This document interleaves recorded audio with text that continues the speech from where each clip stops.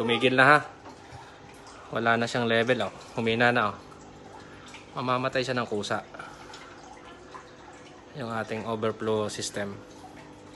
Tapos itong motor, pag binuhay natin, yan, gagana ulit siya. Oh, try natin ulit. Saksak natin ang pump. Yan oh, gumana na siya ulit. Oh, yan, gumana na ulit. Yan. Tapos, aapaw ang tubig ulit dito. Ang ating motor ay 1,200 liter per hour na biniling bago.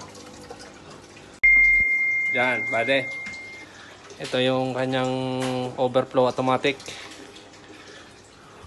Pupuntahin dito oh. Tapos banatan ng motor, pataas, akyat doon, ibubuga, dalawa. May panulak sa baba, may panulak sa taas. Higupin yan din eh. Papasok ang dumi rito. Kailangan pa natin ng sump dito. Sump divider. Lakas ng tubig oh. Pag pinatay natin ang motor, hindi maubos ang tubig. Hintayin natin yung kuwan ha. Yan. Pinatay natin ang motor ha. Patay ang motor.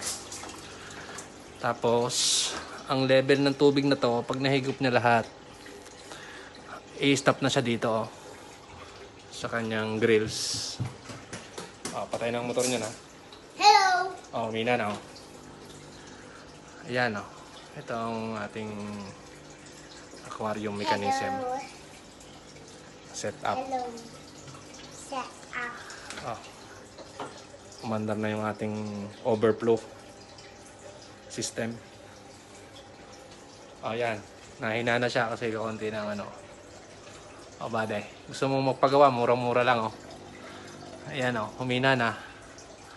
Pag nakuha niya ang level nito, titigil na yan. Hindi niya dadalhin ng tubig lahat dito. Titigil na ng automatic.